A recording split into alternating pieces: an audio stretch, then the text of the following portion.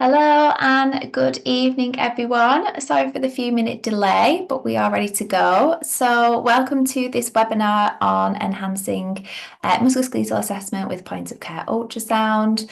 In today's session, we are joined by Dr. Marwan Aldawood, who is the sports and exercise medicine doctor. So, for those who are new joining us this evening, we are PhysEquip and we supply specialist MSK technologies and education. And our mission is to transform the MSK industry by inspiring growth and bringing people together. So, hoping our webinars, such as tonight, do that with hosting expert speakers like Dr. Marwan and creating a shared platform for people to learn. So a bit of the format for tonight, Marwan is going to deliver a presentation, which will be followed by a Q&A, and we'll cover some of the pre-submitted questions that we've received. And if you are listening live, please feel free to submit some questions into the Q&A tab, and we can answer those as well. So with that, I'm going to hand over to Marwan for the presentation. Thanks, Kate. Thanks for introducing me and inviting me, and thanks to PhysiGroup as well for inviting me to talk to you guys about point of care ultrasound. So let me skip my slide. So very just briefly about me. So I'm a sports medicine doctor. I did GP training, and then I've pretty much worked exclusively in MSK and sports medicine. I work in private practice, in community and secondary care MSK, and I also do a bit of NHS kind of management as well on the side. And I work with quite a lot of different organisations and sports clubs from different sports to different levels. So I've got a fair bit of experience under my belt. I do a lot of point of care ultrasound. I've been doing it for, I don't know now, 15 years maybe. It's quite a long time. So yeah, it's I've been doing it quite a long time. If you do fancy giving me a follow on any of my socials, an only plug I'm going to do all evening. I put them in the bottom right hand corner there. I do, particularly on my Twitter or my X, I do like to post cases for kind of educational stuff. And on my Instagram, I just put me meeting people, and all that kind of stuff. So feel free to give me a follow if you're interested. So in terms of what I'm going to be talking about tonight, going to be talking a little bit about what does it take to become a point of care ultrasound clinician? Does the machine matter? And what about other imaging modalities such as X-rays and MRI scans? And then we're going to go through some clinical cases where point of ultrasound is of value. Having looked at some of the questions already submitted today, I'd hope that I do already cover some of the things that you've already asked. But if there's anything that you want to ask more at the end, then please feel free. So in terms of training, training is really important for point of care ultrasound. Nothing's stopping anybody getting hold of a scanner and putting it on a patient. There's a big difference between doing that versus being kind of competent to do it and knowing your limitations. And it's like learning to drive. Going on a course teaches you the basics, but you really get the experience when you get out on the road and use it. So in terms of training modalities, it is quite important that if you're going to do a course, that you do one that's a formal one. There are several I put on the kind of slide.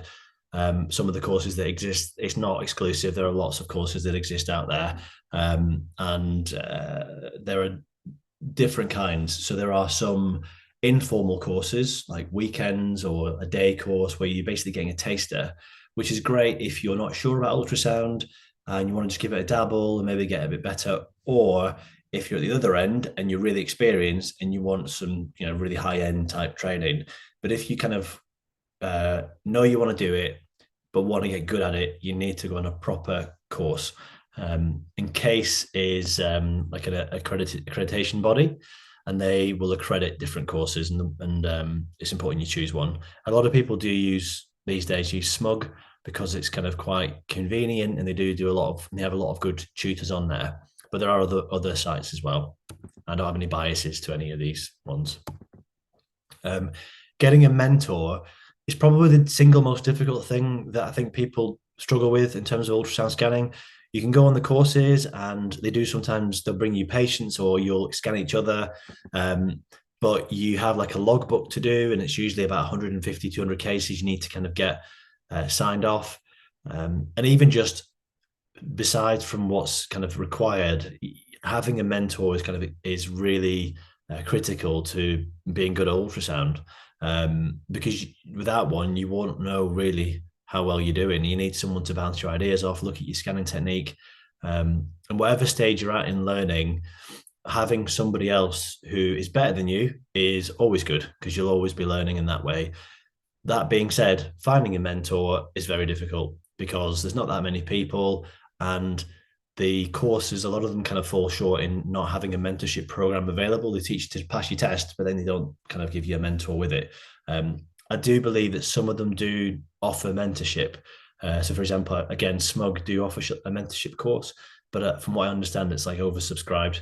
And then if you go to your local kind of hospital radiologist, often they'll come to you and say that they can't because they're swamped with their radiology trainees or other trainees they have. So it can be really difficult. Or you might go to people and they start charging you for it because ultimately it's their time you're asking for. So it can be really difficult, and I don't have an answer for how to find a good mentor. All I would say is just keep trying different people, and eventually you'll find somebody who will mentor you. I've probably mentored about 7, 8 people over the past kind of 10 years. So it does take time to do. And I like teaching and training and everything. So I do a lot of mentorship from what I do. But yeah, I'd just say try your best. The other thing is, I remember when I learned to scan, I had an ultrasound scanner in clinic, and I think having a machine, access to machine is critical because sometimes people might learn to scan, but then they don't actually have access to a scanner, and you're never going to get good. So having access to a scanner in your clinic is really important. And you can just have a go at the end of the day, as long as you're clear with the patient, what your limitations are and you know them yourself, then there's no harm. Certainly, there's no radiation harm in having a look. And what you can do is you can scan them yourself, and then you could send them for a formal scan wherever you would normally send people for scans. And then I remember when I started off, that's what I would do. And when I get the report back, I would kind of look in earnest to see whether I was right or wrong about was there a tear, was there not a tear. With experience of kind of I wouldn't look any reports these days because reports are very variable depending on who reports them. But I think particularly when you're learning, that's probably a good way to check yourself is by organising another scan. But it's important to remember that unless you've done a formal qualification, you can't officially report on ultrasound. You could say it looks like this, it looks like that, but in terms of putting a formal ultrasound report, you can't do legally unless you've done a proper accredited qualification. So the machine, there are various types of machines on the market. There are cart-based, there are laptops, there are handhelds, and each one will say they're better for different reasons. It used to be that cart-based machines were like the best, and if you're willing to pay enough money, that's still true. It's like a PC, isn't it? If you go for a big, powerful machine, then you're going to get more out of it than a laptop. But that being said, how many of us these days have an actual PC at home? I don't know about you, but I don't, and I think a lot of people don't because laptops are so much better these days. And I think that's where ultrasound has really taken off in the laptop scanners. And that's probably only in the past few years, really, it's really come on because I think before that there was quite a big gap in the laptops and the cart based, but the laptops are priced at a really good, they're really well priced, and you do get a lot, and the quality can be really good with the laptop. Handheld, I think is, obviously it's the cheapest one to get as handheld. There are various different machines out there, and it's okay. If you just want something that's there for you to just have a look as and when, it's cool, it's good. It's definitely good if you're traveling with a team and you want something that's handy, something that's there, accessible. but they have major drawbacks. Probably the most biggest one is the battery life on them. They don't last that long, so you couldn't spend a day scanning with a handheld machine; it would run out of battery. So it's good to use. I think if you're learning, I think it can be good. If you're traveling, it can be good.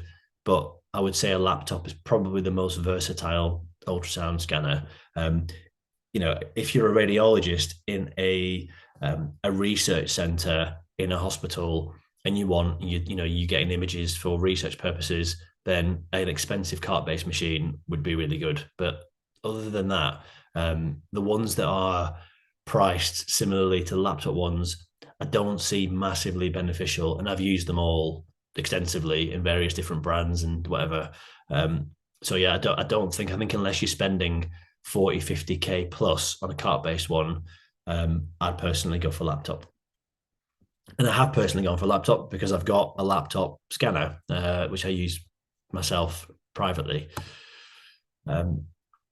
So in terms of what are the benefits of point of care ultrasound, it is interesting putting this together because I think this is almost taken as read now, and that I think when maybe 3 to 5 years ago, when point of care ultrasound first became popular, there was a lot of discussion about does it have benefits, and I think there was some backlash from some of the radiologists and things about it. I think those barriers have been broken now, and I think the benefits to point of care ultrasound are quite clear.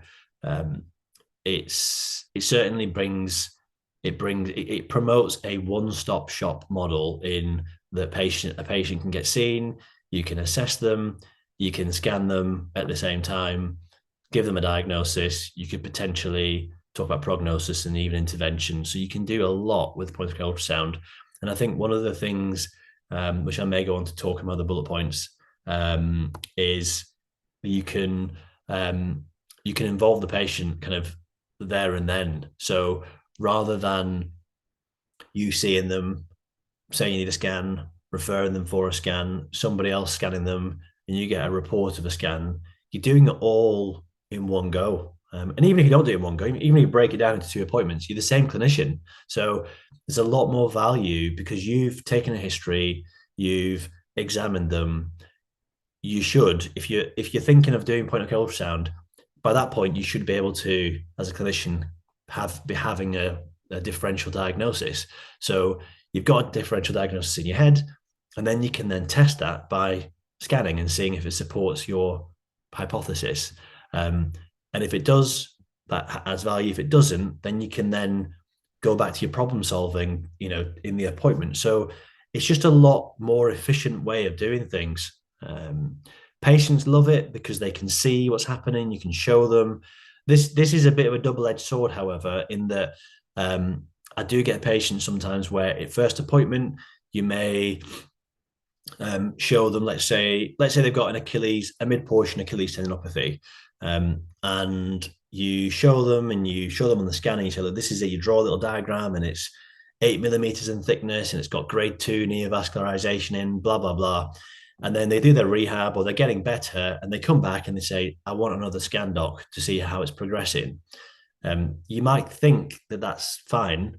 However, the research shows that the scan findings are often delayed when it comes to patients' recovery.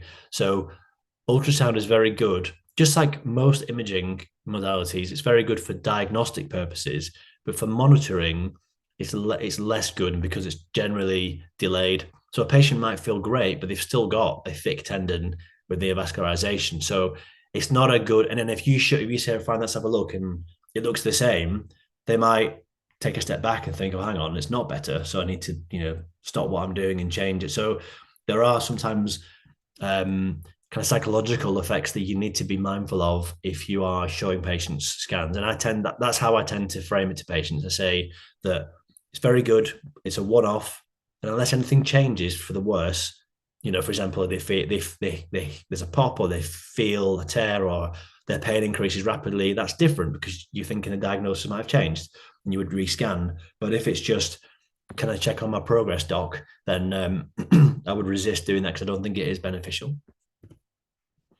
I think I've already talked about this, haven't I, in terms of your accuracy in diagnosis.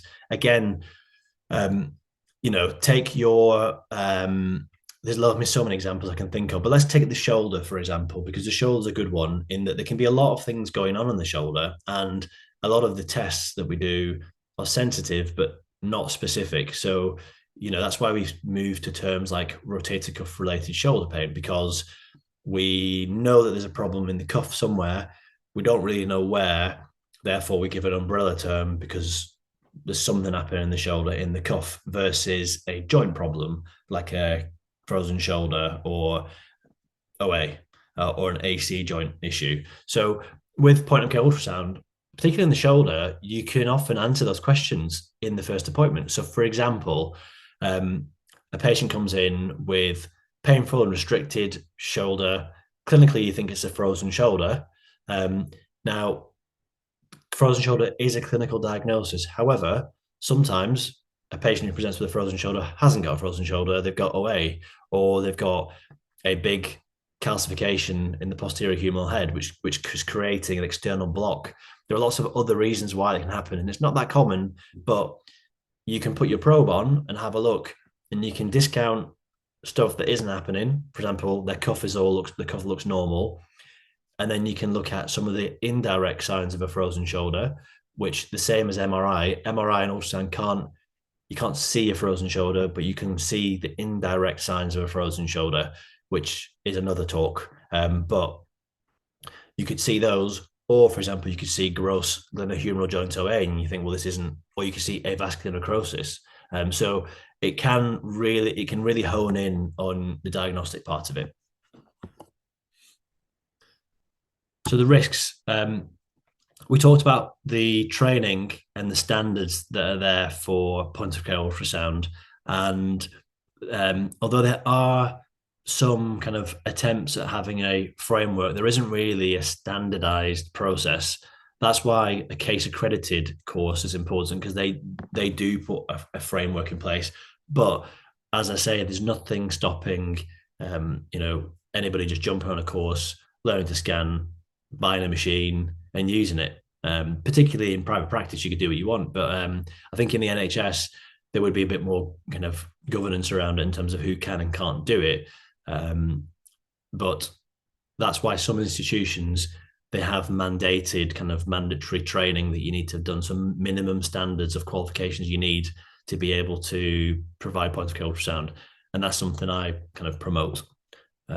We've talked about supervision and quality control, and again, that is another thing which, if my radiology colleagues would support, in that POCUS has become so popular, and there's just such a variation in quality of clinicians who can scan, so that can lead to kind of erroneous diagnosis, erroneous scanning, which can create kind of adverse outcomes from a patient point of view if you're making the wrong diagnosis. Oh, I've already said that. Medical legally, and again, there's a question about this, about storage of images. So some people, this is why there's a variation standard. So for example, MRI and X-ray, because they're run by radiology departments, there's a whole team of people in place who have governance frameworks and who have job roles specifically catered for ensuring that governance exists. So all MRI scans will be stored. They'll be stored as per GDPR for a certain amount of time, made available, etc. Whereas there's nothing stopping you, me, or somebody else putting a probe on somebody, having a look, taking no pictures, and then just saying they've got X, Y, and Z diagnosis. That's a problem, and it is a bit contentious, because it ultimately it comes down to what you are using it for and what definitions you're using. If you're diagnosing, i.e. writing reports and making decisions based on what you're scanning and what you're seeing, you should be storing the images. But if you're not, if you're just having a look and seeing if it supports what you think is going on, then it's probably a bit grayer. But the Royal College of Radiologists is pretty clear that images should be stored. How you store them is up to you, and there's lots of different ways you can do it. So All the machines have a memory, so you can store it on the machine, and that's the obvious way to quickly store stuff. And you should do that if you're going to store. That's your first protocol. But then it's how you then back them up, or how you store those, because ultimately, eventually, the machine will run out of memory, and then what do you do? So there's two ways, two best ways anyway. One would be to link it up to a PACS system. If you're in a hospital, you can do that, or if you're in a community centre that is linked to PACS, you can do that as well. If you're not, then you can invest in cloud-based software. So basically, like a cloud, like Google Cloud or whatever, but it's specific for, it's just like an electronic patient record type thing, and it's meant for radiology. And you can invest in that, and you can upload your stuff to the cloud. There are ways, so you can link your scanner to the internet, so it automatically uploads your images and stores them and all that kind of stuff, but it all costs money. So an alternative could be that you once a month do a data dump onto an encrypted USB drive, and that is kept safe. So there's lots of different ways you can do it, but you should be doing it to some degree. This is just a infographic on a framework that was developed and published, which I like, which essentially looks at the full kind of cycle of learning and of any kind of governance process from an education perspective. How does it work? And this is kind of as I said, this is specific for point of care ultrasound. So kind of you've got different parts there in terms of the curriculum. So that, again, there does not exist a curriculum for point of care ultrasound. So that's something that could be developed. How is that delivered? So currently it's delivered by lots of independent providers and universities. But how could that change, or how could that be synced together so it works effectively? How do we know if it's working? We don't at the moment. We just think it's good. And there are papers looking at point of care ultrasound, but you could provide outcome measures with various things I've said today in terms of accuracy, patient feedback, etc. And then we talked about some of the more governance side of it in terms of the tech, the training, image storage, and quality assurance. So other scans that exist. So obviously X-ray, ultrasound, and MRI, they're all different, and they all have their strengths and their weaknesses. I put here kind of some basics, and this is not gospel, so please don't quote me on this. However, in very kind of broad terms, X-rays are generally good for looking at OA. They're good at looking for fractures, for bony stuff. You can see calcifications on there. So in the rotator cuff, you can see calcifications. In the Achilles, you can see them in the heel, things like that. X-ray is quick. Pretty much everywhere in the UK, you can get on the day X-rays through the NHS. So most, all X-ray places pretty much are walk-in, but obviously you need a doctor or allied health professional to write your request. But ultimately, they're very quick, cheap, and they can give you information quite quickly. So one of the things I found working in professional sport is that a lot of clinicians, particularly physios, think that MRI is the best thing, and often will neglect doing an X-ray because they think MRI is better. MRI isn't better for X-ray in everything, and particularly with bony stuff, X-ray can be really useful for some of these things.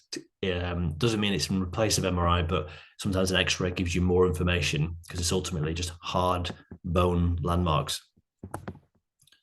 Obviously, with this talk is about ultrasound. Ultrasound excels in soft tissue. That's where its real strength lies. So in tendinopathy, it is the best modality by far. The only one in which I would say MRI can be better is probably the deep tendons, such as proximal hamstring tendon, and that's purely just due to do with penetration of the ultrasound beams. But otherwise, your cuff, your elbow, your knee, your hips, your Achilles, your foot and ankle. Ultrasound is king when it comes to these. It's also king when it comes to bursitis and enthesitis. Enthesitis essentially is where you have an inflammatory response at the attachment between the bone and the tendon. So a common place for that to happen would be at the insertion of the Achilles. Enthesitis can be a rheumatological flag.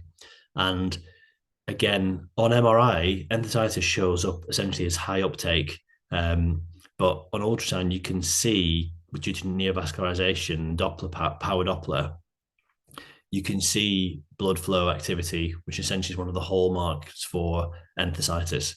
I've put their arthritis and in brackets sensitive. So I always remember when I first started scanning, I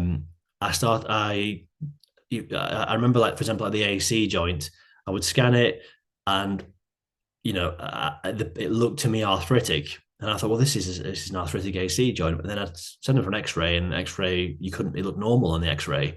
And I thought, well, is the X-ray wrong, or why can I see it on the scan, but it's X-ray's okay? And it's just because ultrasound is extremely sensitive. So I tend to describe the modalities as ultrasounds like a magnifying glass, X-rays like a Polaroid. And I haven't really thought of a good analogy for the MR, to be honest. So if anyone has anything that goes along that lines, then please feel free to put it in. But yeah, comparing X-ray and ultrasound, that's kind of what I look at them as. MRI is essentially a very detailed, slice through, every section of that area from different angles. But yeah, so that's why it can be. So often you pick up pathology that is almost can be sometimes like subclinical. But again, if your clinical diagnosis points to there being an AC joint problem, and then you scan them, and despite the X-ray looking normal, they do have changes in the AC joint, then that supports your diagnosis. And it does take a bit of time and a bit of confidence to develop that kind of that understanding that it can sometimes support your hypothesis and that you're actually correct. And it's not uncommon that sometimes the other scans are either wrong or just don't pick stuff up. I've also put calcifications then. I put early. So, for example, calcifications in the rotator cuff. So, those of you who know about, you all know about calcific tendinopathy, which is often massively over reported.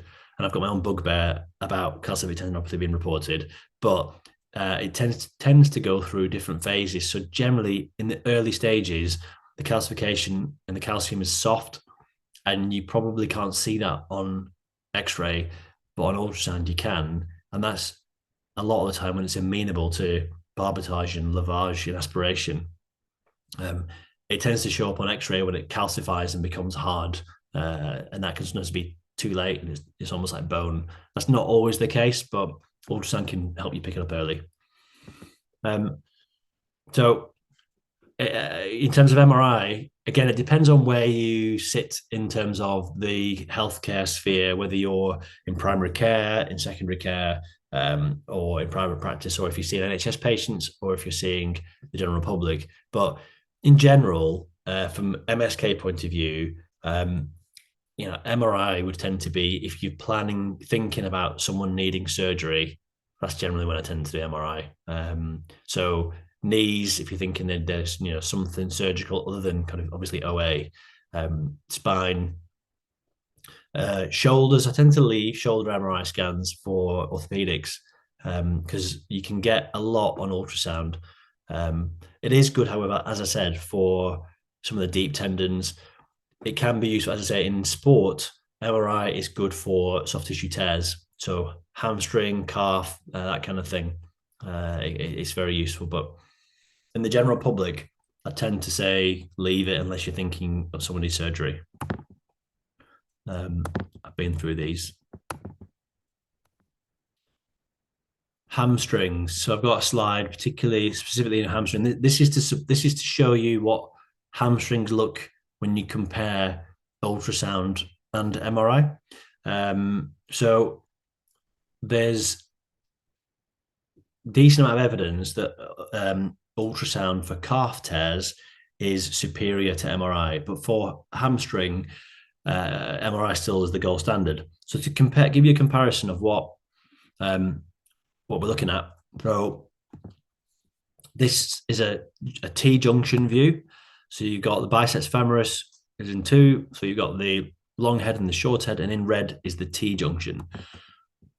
And that red line demonstrates a tear in the T-junction for this athlete. On ultrasound, this is what you got, the comparable image on ultrasound. So you've got your long head, your short head, your T-junction, and then you've got your tear that's there. So I'll just remove those markers and you can see. So you can see there how it marries up and how ultrasound is just a zoomed in view. But if I go back, just in case you missed the tear, so that is the area of tear there, which when we compare it to the area in the MRI, looks very similar. That's the image. So that's comparison to. So this is a complex injury. A T-junction hamstring tears are quite complex, and they have the kind of tendency to split and extend and stuff like that. But yeah, this is quite good comparison to show how you can see them on both. This is the purpose of this slide is to show when you have edema. So if you compare, can you see my cursor? Can you see my cursor, Kate, moving around? So if you look at this one versus here, so the difference here is you've got this white stuff here, which is basically edema. And this is where MRI can sometimes fall down because often when you've got a tear, you get bleeding, and that shows up on MRI as edema. So that's why often radiologists will say to give it some time before scanning. So if you're working in pro sport, it's a tendency to scan almost immediately. And that isn't necessarily a good thing because you have extensive edema, extensive bleeding, and that sometimes it can interfere with the ability to accurately measure the tear. And that's where with ultrasound you don't get that because you get the edema due to the weighting of the scan about whether liquid is shown up as white versus solid, which is darker. So it sometimes makes it difficult because if you've got a tear, that will show up as black. And if there's bleeding, it shows up as white, and they're in the same place. Whereas ultrasound, you don't have any uptake of anything. So you just see usually the tear. And you can see edema, but it's not quite as pronounced and doesn't quite interfere with the image interpretation. So that's a little bit on hamstrings. So I'm going to go through some cases now.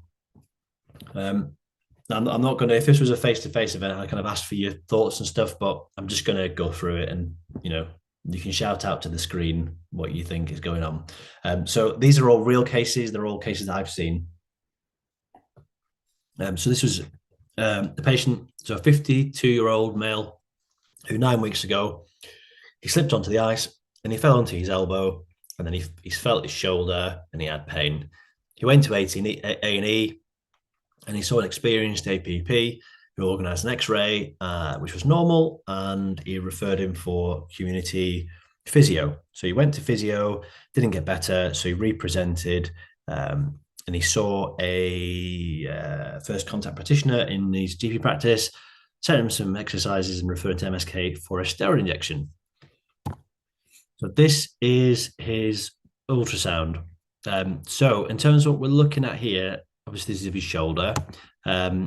So that's what we're looking at. So from the top, if I just go back, so this is the skin at the top. All this is the anterior deltoid. This white line here is his humeral head. This is his long head of biceps. This is in a cross-section view. So imagine the tendons kind of coming out towards us. And the black around the long head of biceps is fluid. So he's got an effusion around the long head of biceps. So before I go to the next image, a little kind of golden nugget of what this means. If you've got fluid around the long head of biceps, then 9 times out of 10, that's because there's a joint problem or a tear. The long head of biceps, it communicates, the only tendon that communicates from the joint, so it communicates directly with the glenohumeral joint. So if there's a joint related process going on, OA, frozen shoulder, it will manifest itself by that fluid coming down the long head of biceps. And that's why they have pain that they describe in this region here down the elbow, because it's radiating through the long head of biceps. Another thing is that the long head of biceps communicates with the cuff at the rotator interval. So the rotator interval is a view on ultrasound where you've got the subscap, long head of biceps, and the supraspinatus all in one view. And that communicates with there. So if there's a tear, a cuff tear, that produces fluid, and that then makes its way down the long head of biceps. That should be on the top of your list, not a tendinopathy of the long head of biceps, which 9 times out of 10 is what's reported on ultrasound. So an ultrasound report, it would say tenosynovitis of the long head of biceps. You might read that and say, well, there's a long head of biceps tendinopathy on this person who's just fallen and got a sore shoulder. Why on earth would that happen? But I say this flippantly, but the number of times I've been asked to either inject or rehab a patient with this, I lose count. So long head of biceps tendinopathy and tenosynovitis is not common at all. People do get it, and you can get it, but it'd be a giveaway in the history. They've got repetitive kind of anterior shoulder movements. So like someone who packs all day or something like that. There's something that's clearly, or a gym goer who's wants to get big massive biceps and has been smashing them at the gym, stuff like that. But other cases, just think, is this a joint problem? So for example, this is one of the indirect signs of a frozen shoulder that I alluded to before, or is there a problem with the cuff? So with this gentleman, this is the view of the supraspinatus. So that's where the supraspinatus should be, but it isn't. There's nothing there. So that's his deltoid, his humeral head, and that's where the supraspinatus should be.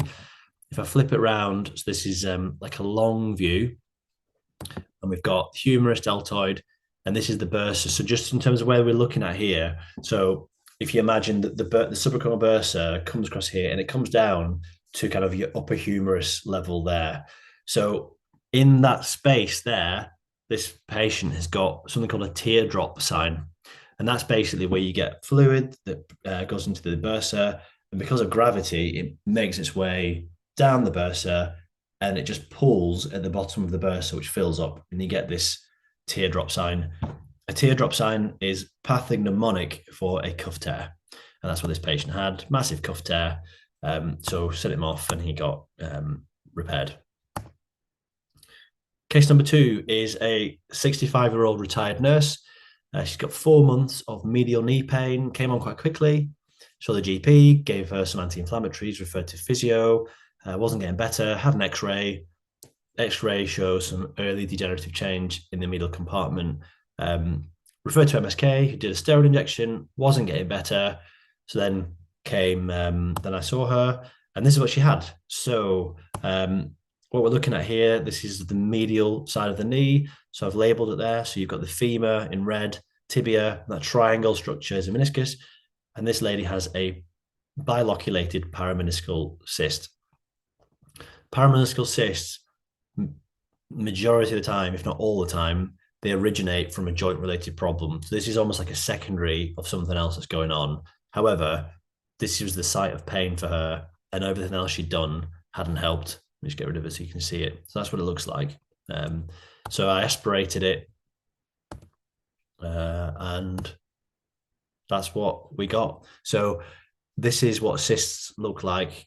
Now, it's not all of this. So what I do is I inject them with, this has got local anesthetic in there. So I would inject local anesthetic and then aspirate at the same time. So at the top of the syringes, this is all lidocaine, but you can see the yellow stain here, all this bit here, and there's a bit of red in it, which is a bit of bleeding. But this, if you get the syringe and you tip it, it kind of floats down to the bottom. So that's kind of what it looks like, and that resolved the symptoms. Case number 3 is so this one's quite I think I put a Twitter thread about this because I felt quite strongly that this patient had a poor journey, and it's not so much as what point of care ultrasound can do, more in sometimes the pathway in which you can get yourself stuck down. So 86-year-old bloke, 6 months ago, I got out of the car, sharp pain in his groin. He went to his GP and he saw a physician's associate, I believe, and he had a background of polymyalgia rheumatica, so he'd had quite a few doses of oral steroids. So quite rightly, an X-ray was organised to make sure there wasn't a fracture. So the X-ray didn't show a fracture, but reported bilateral early osteoarthritis of the hips. So it was referring to MSK, saw physios, given exercises, wasn't better. And at that point was then documented in the notes, consider orthopedic referral for total hip replacement. In the supervision sessions that the physio had, the APP suggested that they get booked in for a senior review. So that happened. An MRI scan was organised and it showed, again, like the X-ray, some early OA and adductor tendinopathy. Referred back to the physio for some adductor rehab, not getting better. So they sent it to me to look to do some sort of fancy pants adductor tendinopathy injection. So this patient, I asked him, so with that history, I mean, forget just the first 2 lines of that history. Any of the medics out there, if we know there's not a fracture, a man getting out of a car and gets sudden onset sharp groin pain, you're thinking, unless there's a tear or something weird, you're thinking hernia.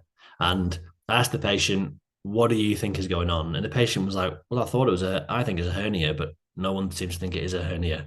So I had a look at him and scanned him. So this is of his groin. So basically this will be his wall, his inguinal kind of canal is here. This will be skin, soft tissue. And then what I've got him to do, and this is his femur. Then what I've got him to do is do the Valsalva maneuver. So basically squeeze his nose and then blow out, and then that increases the intra-abdominal pressure. And when we did that, his bowel popped through his inguinal ring. So he's got a hernia. So I referred him to a surgeon who fixed it, and he was better. But there's quite a lot of learning for this case. It's great the fact that I could scan him and confirm he had a hernia, but the first person he saw, or his GP, or whoever saw him first, could potentially should have diagnosed that, because it's a pretty standard thing to have.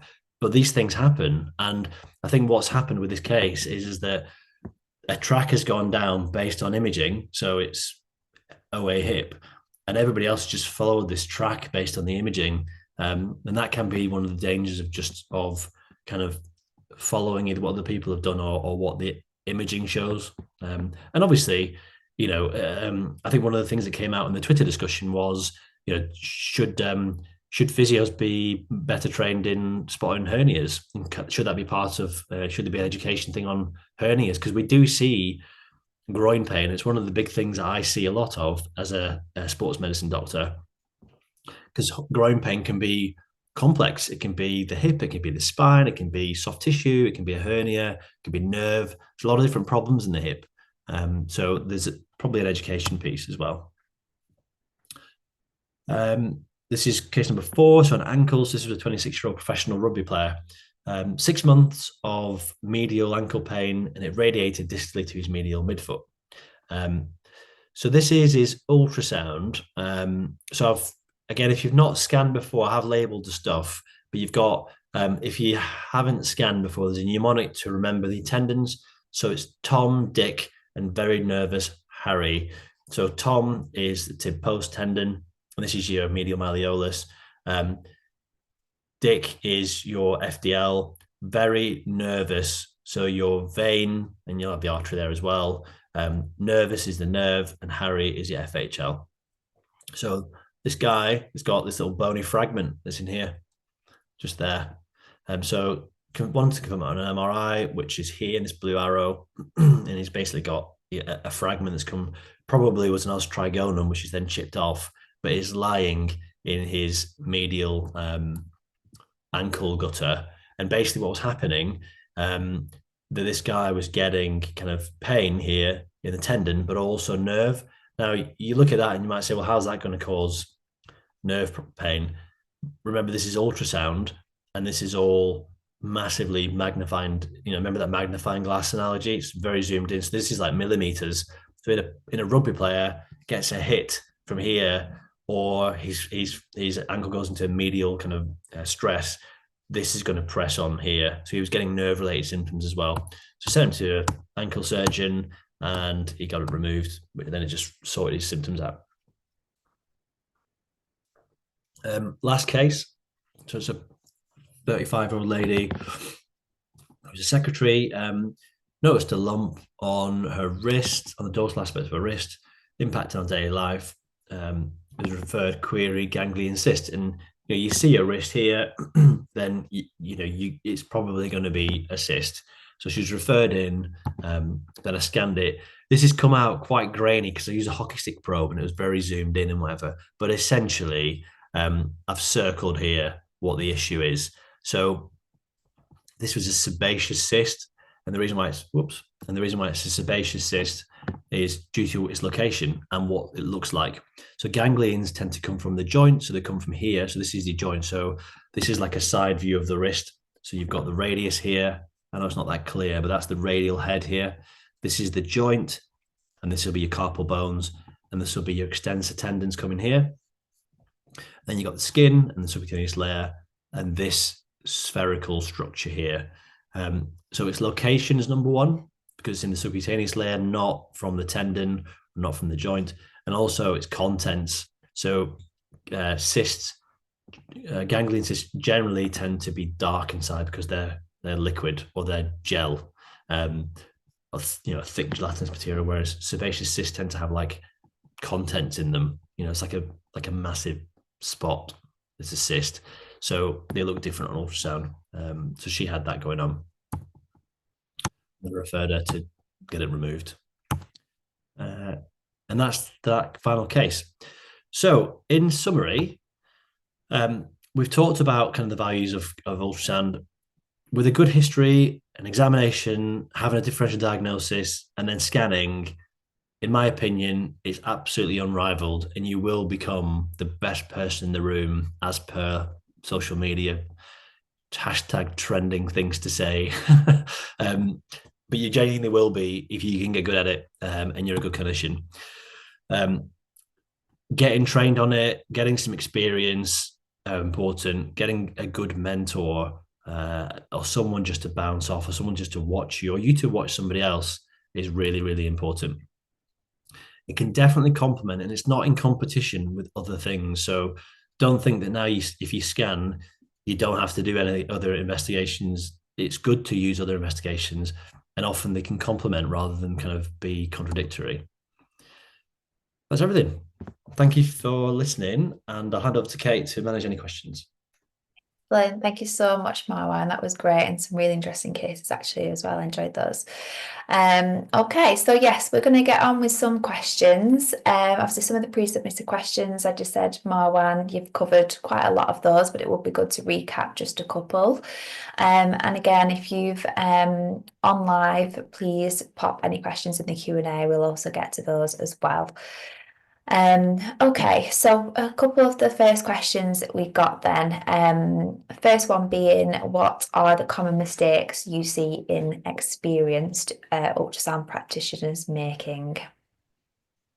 Common mistakes. I see more common mistakes in ultrasound guided interventions. I see a lot of people making mistakes doing that, in terms of or being all fingers and thumbs. I think probably an important one is some of the biomechanics. So not biomechanics, as in some of the setup, ergonomics is what I'm trying to say, not biomechanics. The ergonomics of how you position yourself, where the patient's positioned. You want to make sure that the patient is comfortable. You want to make sure they're in a position which you can optimally scan them. You want to make sure you're comfortable. What you don't want to be doing is developing a bad back, a bad shoulder. And everyone has different things they're comfortable with. But if you're kind of in a vulnerable position scanning out here all day, then you're probably going to develop like shoulder pain. Similarly, if your seat height is too small, you're going to be hunched over. So I think ergonomics is really important. And I think it's important for scanning. It's more important, even more important if you're doing injections. I think when you said experienced, so what, assuming that you can scan the basic stuff. So let's take the shoulder, for example. There's a protocol for how to scan a shoulder. You go through the various different tendons and stuff like that. But there's a difference between just putting the probe on and then versus really interrogating the structures. So you got to this, and this is where your 3D anatomy comes into play. So, for example, the supraspinatus tendon, it's not a piece of string that attaches. So when you put your probe on, your probe is, a few millimeters thick, like wide. So it's not going to cover the whole tendon. So if you get one view of the tendon and think it's normal, and you can go up and down, you're looking at it in one section. So the best way to illustrate it would be, and I do like doing this whenever I talk about shoulders, and I stole this from Adam Meekins because I think it's great. But if I'm just getting a piece of paper, bear with me. So if this piece of A4 paper, imagine this is your supraspinatus tendon. So the tendon attaches on your shoulder, and it's got a footprint. So all this section here attaches on your humerus. It's not attaching at one point. So when people talk about full thickness and partial thickness tears, so if I was to make a full thickness tear of this tendon, that I've just made a full thickness tear of this tendon. So a full thickness tear means that the tear extends through the entire tendon. That can either be kind of up, down, so kind of, longitudinally, or transverse. You have a tear that goes across here. This is a bit fake in that the tendon has thickness to it, and this is an A4 sheet of paper. However, in terms of structural integrity, this tendon has good structural integrity. What a full thickness tear is not is a complete rupture and the tear's split in half. So when you're scanning, if you've got your probe, and if I just pretend my phone is a probe, so you're scanning and you're going up and down here, and you think, oh yeah, the tendon's normal. Well, you haven't scanned across the whole entire length of the tendon, the breadth of the tendon. So you need to make sure when you're scanning is you're interrogating the full footprint, both in its width and its length. You can't get to the attachment of the supraspinatus, its insertion, its origin, but you can get to its insertion. So yeah, that's probably what I see is probably from the experienced scanners the biggest mistake, in that people just do one view, or maybe not even one view, they look in two views but in one plane and think it's normal, and it's not. Yeah. Okay, they're really good tips. And yeah, I think interested to mention about that sort of initial just setup of using, that ergonomics of using the machine, handling piece and etc. like that. I think that takes a little bit, doesn't it, to sort of get used to if people aren't used to handling sort of probes, for example, and then like I say patient positioning and stuff like that makes a massive impact on actually the practicality of scanning. So yeah, I think they're really good things to mention. Is there any common bits of challenges that you still face, Marwan, with regards to obviously being such an experienced scanner, obviously with ultrasound findings still to this day? Yeah, of course. I'm not like, I think, I'm not like, you got to know your limitations in what you're Mhm. scanning. And I think one of the areas which I think most non-MSK radiologists would admit to being an area where you can't possibly, there's people better than you, is the groin. There's so Right. many structures in the kind of hip and groin. It's a really complex area. And even though I do a lot of hip and groin scanning, I think that's an area of development, I think, for a lot of people. So that's probably been an area. I think sometimes I'm trying to think in terms of sometimes you're limited by the machine that you have Mhm. in terms of your ability. It depends on the power of the machine, how good quality it is. That depends on where you work and all that kind of stuff. Um, and probably then that would lead on to like nerves and things. So nerve scanning can be really useful. And probably over the past 5 years, I've started to kind of implement nerve block injections into my practice, um, which can be really useful from a diagnostic point of view, um, particularly elbow, groin, ankle. It's probably two big areas where I think nerve blocks can be really useful from a diagnostic perspective. And that's, yes, that's probably another area. Yeah. Okay, great. Perfect.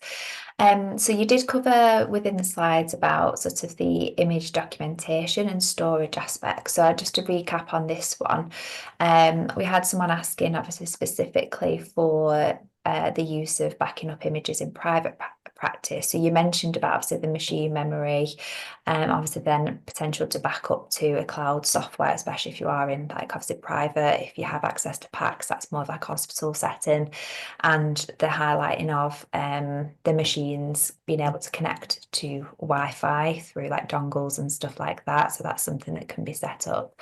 And then you mentioned about USB and hardwares, haven't you, as well, like a regular backup on those. We had sort of just someone come through on the live question as well, just on the follow-up of that, I think, discussion when you was talking about it, saying that in your ultrasound report, you can include images in the bottom with dates and then write in your impression what your ultrasound scan shows, as well as symptoms reported by the patient. Would you still keep your images in storage? I used to do that. I used to put on the pictures at the bottom, which I think is cool to do because you Mhm. can show it. Um, I think I think we're probably just very. I think I think we're very close to AI helping with all this. So I think probably in the not too distant future, it would all be done very quickly, and you could have in whatever format you want. You kind of Mhm. almost like an ultrasound video report of everything that's happening. Um, but in the meantime, if you're putting pictures on the patient, if you're putting pictures on the in the notes, um, that's okay. I suspect it depends on the person who's asking the question whether they're putting every picture that they've captured on the notes, or more likely the pertinent ones that show the diagnosis. And Mhm. medical legally, um, if the scan's been done, you probably want to have all the images available. So, because let's say I'm just making it up, but let's say they've picked up a supraspinatus tear and they put that picture in the notes and they scanned the subscapularis and that was normal, but in fact it wasn't normal. And then there's a legal case. They'll want to see what did the subscap look like at that point. Yeah. You haven't got it because you didn't think it was a problem. So Mhm. if you're putting on every photo, then fine. Then you don't need to do anything else. I wouldn't suspect. But otherwise, I'd store them in another way. Yeah, and I think the key thing of that, isn't it, with people asking about sort of backup of images, is that, yeah, backup is important, isn't it? No matter what ways you find that solution, but there is options and solutions to be able to do that through ultrasound machines. So ensuring you've got that in some shape or form, obviously is definitely what needs to be done, really. Okay, lovely. We've got another question through on the live that I'll just cover whilst I've got it open, asking about proximal hamstring ultrasound. What's your go-to to differentiate tendons? How long to master? Go to is in, what do you mean? What do they mean? So what's your go-to to differentiate tendons? So maybe is like a key, is there like a key thing you would say with regards to someone sort of assessing tendons? How long do you think it would take them to be able to assess them properly with regards to the differential diagnosis potentially that tendons can give, especially with hamstrings? Um, um, I don't fully, I'm not fully understand the question, but in terms of, I'll just answer it as best as I can. So in terms of MRI is going to tell you MRI is going to tell you what's happening in the hamstrings. Uh, MRI is very good at looking at hamstrings. If you're not sure, get an MRI scan, is what I'd say for the hamstring specifically. Um, in terms of solely relying on ultrasound for the hamstrings, I'd rarely do that. it depends on the scenario. So if for proximal hamstring, so I'll give you an example of a patient I saw last week. A lady in her, I'm going to say like late 50s, really fit, active, plays lots of tennis, does lots of running, um, has been treated for a proximal hamstring tendinopathy for a good few months and wasn't making any progress. So she was referred to me from a diagnostic point of view. Um, Clinically, she basically said, it's painful sitting on it. It's painful. So driving, being on a hard surface is sore. If I run, it's fine. Accelerating, decelerating is fine. I can't remember the other bits. Clinically examining her wise, tender over kind of, proximal hamstring, ischium area, full strength in the hamstrings, no pain inhibition. So I wasn't really. I kind of basically scanned her. I don't know if my laptop's trying to force quit this. Hang on, just a minute. Why's it doing that? Let me go to that. So yeah, I scanned her, and basically she had quite a large ischial bursitis, and her hamstring tendons looked normal. Now, if she didn't have the ischial bursitis and her hamstrings looked normal to me, I would have got an MRI scan to look at the hamstrings in more detail. But as it happened, she had a massive ischial bursitis, and that was and that was a diagnosis for me. So I didn't need to do any other imaging. So in terms of how long it would take, what I would say is hamstrings is probably a fine skill when it comes to ultrasound. So I'd suggest sticking to the basic stuff of, shoulder, elbow, wrist, knee, foot and ankle first, get those right, and then the hamstrings and stuff come later. Particularly the full hamstring. So in terms of, insert origin to insertion, looking for tears and stuff like that. I think that's quite an advanced skill. So that takes years, really, I'd say, to get to that point. Yeah. Okay, great. Perfect. I think that's surely answered it there. Okay, so just the last couple of questions.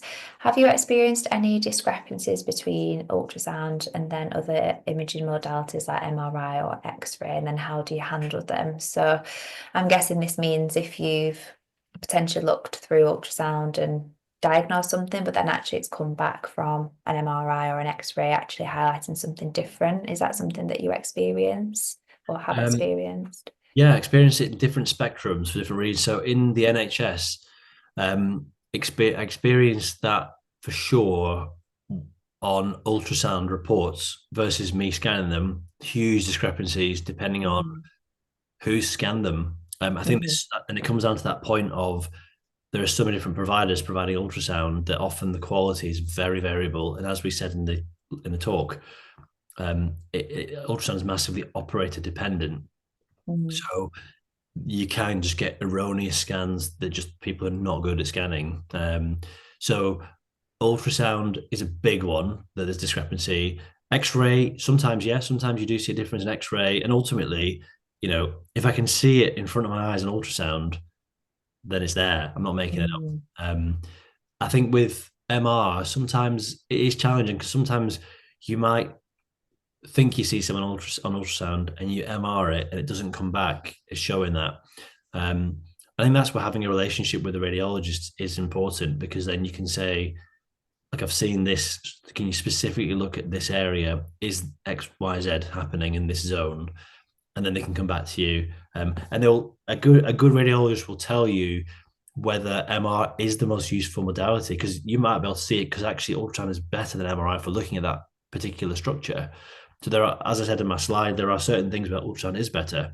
So if they're a good radiologist, often they'll come back and say, we can't see that on MRI, but the MRI might not be the right modality, and ultrasound might be a better one.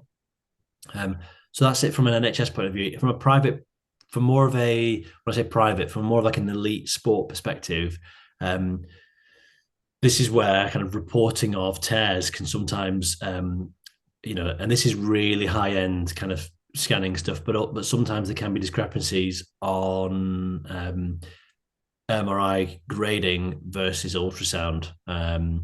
and sometimes MRI can over-report. I think I covered it in my talk really in the hamstring slide. In that, because you've got a lot of bleeding and things, sometimes it can look worse, and that's why often delaying scanning until a bit later can usually give a bit of time for that bleeding to settle. Mhm. So yeah, there can be differences, but again, that depends on your relationship with the radiologists. I think in the more elite part of it, you just keep providing a different perspective on an injury. Yeah, so it's a bit more tricky to navigate from that Mhm. perspective. But I don't think, you know, there's many people going to be operating at that level Mhm. as talk. Yeah. Okay, no, that's a great insight. Thank you. So yeah, we just got the last question, I think, to sum up really. Unless there's anything else that anyone wants to ask, who is on live, then pop those in quickly. So the last one that we have here is about the biggest barriers for that are preventing clinicians from using MSK ultrasound more regularly. So is this time, equipment, training, and you have mentioned a little bit of this in your slides as well. Is it hard to pinpoint a biggest barrier, would you say? Is there a bit of a combination of obviously all of that, but what would you say is maybe the biggest contribution to, those clinicians preventing from using POCUS really? The biggest barrier by far is a mentor. Is the training aspect, yeah. Is a mentor specifically. I think Yeah, getting on a course is easy, yeah, but it's finding someone who's got the time and the structure to be able to just sit and watch you. yeah. So that's the biggest thing. I think the getting a machine, getting access Mm, to a scanner is a barrier, but there's some more flexibility in that. It could be a cost barrier in terms of mm, purchasing one. If you can't purchase one, or you're not working in private practice, you work in public sector, there could be a barrier in terms of your service mm, wanting to purchase one or giving you access to one. So that's probably the second biggest barrier, I'd say. But by far, it's access to a supervisor or a mentor yeah. who's experienced and can just show you where you're going wrong. So Hmm. that is the best way you're going to learn. Ultimately, is by someone who can teach you. And as I say, some of the courses do provide some mentorship with them. Mm, Um, but it's different to, you know, the holy grail is basically you find someone who's got the time and you can spend regular time with them. mm, You can see their practice scanning, they can see your scanning. They're in with you in clinic. I mean, that's like the holy grail, isn't it? But yeah. in practice, that is like a bit of a unicorn. Yeah, so it's that real-time scanning, isn't it, really? That sort of what's required, really, I think, like I say, for progression of competency as a whole, like I say, that those courses give you some hands-on and like I say the key technical tips and some application, but like I say, it's that time behind you, isn't it? The scanning time really that is going to make the difference, I think, in being competent, but also confident as well in the skill set of ultrasound. Um, so yeah, just need more mentors, don't we? Yeah. Okay, perfect. So excellent. I think that summed up quite a lot of the questions we had there, all covered. And there's none come through on the anymore come through in the live chat. So we're good. So thank you everyone for joining us, and thank you Marwan for presenting for us today. Some really, really good information on there. Definitely people will take away some valuable sort of information on ultrasound, absolutely. So following today's session, everyone will receive a link of the recording, who for those who couldn't make it live, alongside a survey, so any feedback will also be useful. If you do want to get in touch with us about any ultrasound machines or I've said more education opportunities that we provide, then please do contact us directly. Otherwise, I'm going to leave it there. Thank you again, Marwan, and thanks everyone, and enjoy the rest of the evening. Thanks, everyone.